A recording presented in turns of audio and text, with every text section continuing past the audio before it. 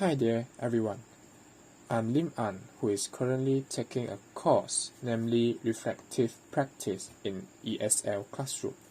In this video, I'm going to show you a photo voice presentation that reflects my belief regarding the best way to learn the English language is by watching videos based on my own experience as a language learner.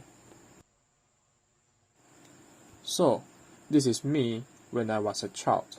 I'm fortunate enough as my parents realized the importance of learning English and they placed me in an English medium kindergarten.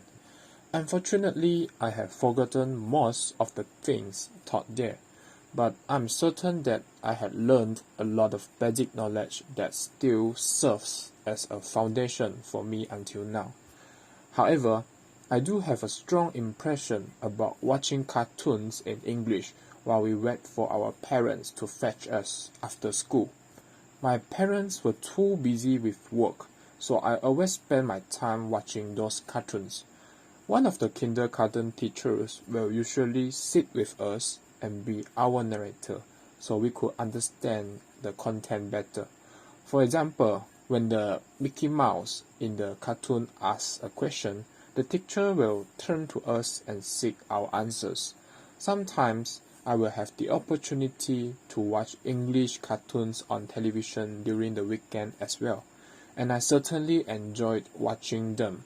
I watched a myriad of cartoons which actually prompted my interest and desire in watching videos in English. When I started my primary school, I commenced watching different genres of English movies like comedy, fiction, and you name it. My parents make sure the content is suitable for my age, and they will keep me company while watching the movies during night time after I have done my homework. I still remember that compact discs or CDs were omnipresent during that time, and my parents and I often visited the CD shop during the weekend to rent or purchase some CDs for the week. I usually read the subtitles to understand the movie content better, given that the native speakers usually speak very fast and possess an unfamiliar accent. When I hear or see a word that I couldn't understand, I will ask my parents or refer to the dictionary that they bought for me. I didn't have much entertainment back then, so I usually spend my time indoors watching movies, despite the fact that I might have watched them once before. It actually helps to strengthen the impression of new vocabulary that I picked up, and I became less attached to the subtitles the second or third time I watched the movies.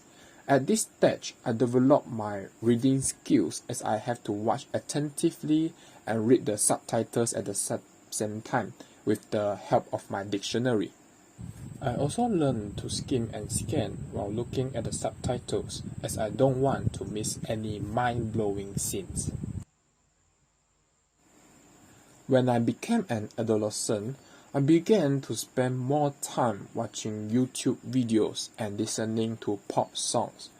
Thanks to the technology advancement, I was able to watch an array of videos, be it educational or entertainment, with the assistance of smartphones. I loved watching vlogs of foreign YouTubers and funny videos. One of my favorite YouTubers back then was PewDiePie, as I think he is hilarious. Usually, I will turn on the subtitles as I need some time to get accustomed to their accents.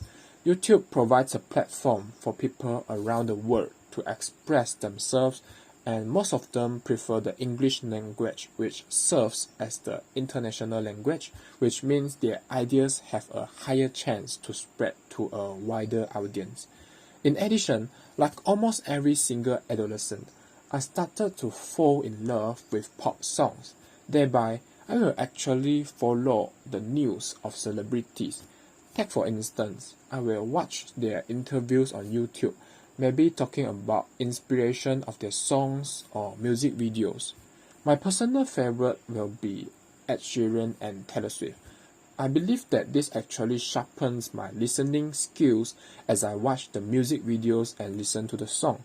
It also helps to broaden my vocabulary, given that the songwriters usually use sophisticated words to rhyme the lyrics.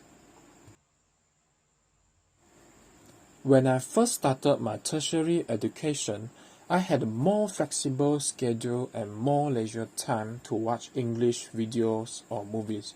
I was mesmerized by the American situation comedy, which is widely known as American sitcom.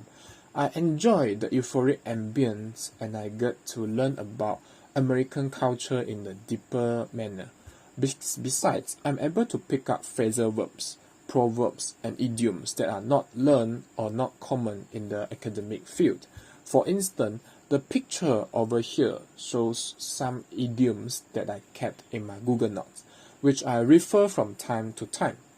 That's the reason why I believe that language can be thought of as meaningful communication and is learned subconsciously in non-academic social situations. I also hold the belief that ESL learners are actually learning the language as long as they listen to, practice, and remember the language which native speakers use.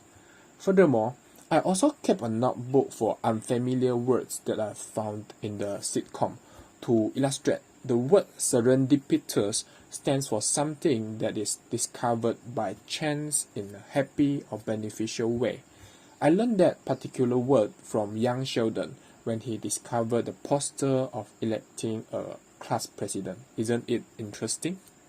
In addition, I definitely learned about grammar structures through the lines of actors. When I have too many assignments to deal with, for example right now, I could not watch my favorite sitcoms as they have plenty of episodes or seasons, which is very time consuming. Therefore, I will watch short videos from TikTok, Facebook, Instagram Reels or YouTube during my leisure time. I love watching people shooting their vlogs traveling around the world and indulging in the local cuisines. I also enjoy watching short documentaries about wildlife from around the globe. Most of the videos do not come with subtitles, but at my stage, I no longer have difficulty in understanding the spoken language even when delivered at fast native speed. Isn't it impressive? I believe that I eventually developed attentive listening skills throughout my life by watching different genres of videos. Therefore, I strongly believe with such ample input, I can take advantage of it and fortify the other relevant language skills such as writing, speaking, and reading. That brings us to the end. Thank you for your time and attention. I truly appreciate it. Goodbye and take care.